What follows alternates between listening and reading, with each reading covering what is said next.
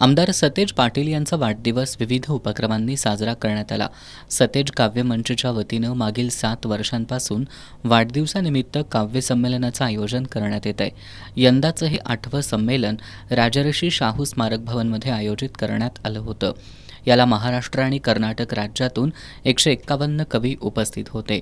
आमदार सतेज पाटील यांनी रचलेली कविता advocate doctor Ramesh विवेकी यांच्या हस्ते कॅनव्हासवर लिहून या संमेलनाचं उद्घाटन करण्यात आलं। यावेळी शिक्षक आमदार जयंत आसगावकर यांची प्रमुख उपस्थिती होती।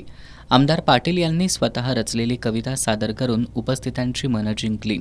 लिहितो राजकारण खेळ झाला, सत्तेचं प्यादं नाचलं, सर्वसामान्यांचं स्वप्न मातलं, वाचनातच हरवलं। वस्तुस्थिती तीच आहे आता की आता सर्वसामान्य स्वप्न बघतोय ते फक्त वाचनातच राहिले का अशी वास्तवता निर्माण होते। कारण की दररोज अनेक लोक येतात आणि जे मांडतात त्याच्यावरून त्या ठिकाणी वाटायला लागतं की नेमकं जग देश कुठल्या बाजूनं चाललेला आहे। यावेळी बोलताना संमेलनाचे आयोजक सुरेश केसरकर यांनी खमकं नेतृत्व आणि मोठं दातृत्व असं उत्तम उदाहरण म्हणजे आमदार सतेज पाटील असल्याचे गौरवोद्गार काढले।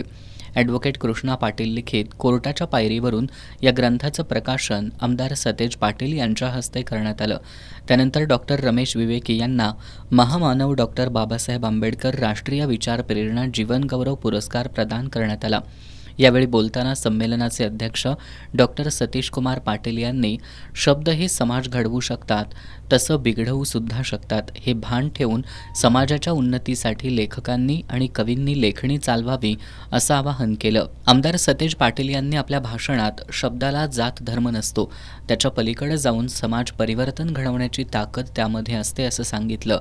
सध्या अभिव्यक्ती स्वातंत्र्यावर गदा आली आहे, अशा काळात कवींवर समाज प्रबोधनाची मोठी जबाबदारी असल्याचं त्यांनी सांगितलं। आणि जाती आणि धर्माच्या पलीकडे जाऊन शब्द बोलत असतात आणि संदेश देत असतात आणि म्हणून या शब्दाच्या ताकदीवर इतिहास घडवणारी माणसं या जगामध्ये निर्माण झाली, आपण अनेकदा पाहिलेलं आहे। कवितेच्या माध्यमातून इतिहास घडवणारी महामानव या जगामध्ये निर्माण झाली, हा इतिहास आपल्याला माहीत आहे। आज विचार मांडणारी व्यासपीठं समाजामध्ये कमी व्हायला लागलेली आहेत। जसं आता म्हणतो आपण की पाय धरणारी व्यक्तिमत्व कमी होत चाललेले आहेत, तसं परखडपणे मला जे वाटतं, मला जे पटतं, जे डॉक्टर बाबासाहेब आंबेडकरांनी आम्हाला लोकशाही दिलेली आहे, घटना दिलेली आहे, त्या घटनेच्या अधिकारात मी बोलू शकतो का नाही अशी साशंकता आज या व्यवस्थेमध्ये निर्माण झालेली आहे। त्या व्यवस्थेमध्ये कवी मनाच्या लोकांना यानंतर महाराष्ट्र आणि कर्नाटकमधून आलेल्या 151 कवी कवयित्रींनी आपल्या कविता सादर केल्या। यामध्ये संघसेन जगतकर, रंजना सानप, कवी सरकार, निशा खरात, स्वाती कोरगावकर, लता माने, प्रथमेश माने, युवराज पाटील, सविता कुलकर्णी, शरद गुरव, भार्गवी कुलकर्णी, माधव खलाणेकर, रघुनाथ कापसे, प्रियांका पाटील, दिनेश चोरगे आदी कवी कवयित्रींनी कविता सादर करत सर्वांना मंत्रमुग्ध केलं। यामध्ये संघसेन जगतकर यांनी आमदार सतेज पाटील यांच्याविषयी वास्तवदर्शी कविता सादर करत सर्वांची वाहवा मिळवली। धर्माची लक्तर वेशीवर, माणसांची लेकरं सुळावर, धर्मांची लेकरं वेशीवर, माणसांची लेकरं सुळावर, रंग आणि झेंड्यांच्या विखारी वादळात संवेदना तुटून पडल्यात रस्त्यावर। ही भरकटलेली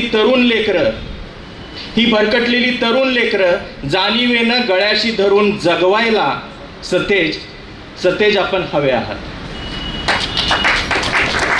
सूर्याला दाबण्याची मूढ चढाओढ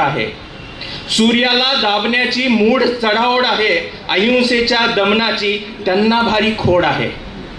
आजही गोळ्या झाडून बंदुका रित्या होत आहेत, तरीही तो म्हातारा मरत नाही। आजही गोळ्या झाडून बंदुका रित्या होत आहेत, तरीही तो म्हातारा मरत नाही।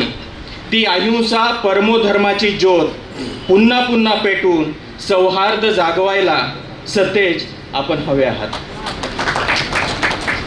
या कार्यक्रमाला धम्म अभ्यासक भदंत एस संबोधी थेरो, सहाय्यक कामगार आयुक्त विशाल घोडके, अनिल म्हमाने, ॲडव्होकेट करुणा विमल, अंतिमा कोल्हापूरकर, स्वप्नील गोरंबेकर, अभिजित मासुर्लीकर यांच्यासह नागरिक मोठ्या संख्येनं उपस्थित होते।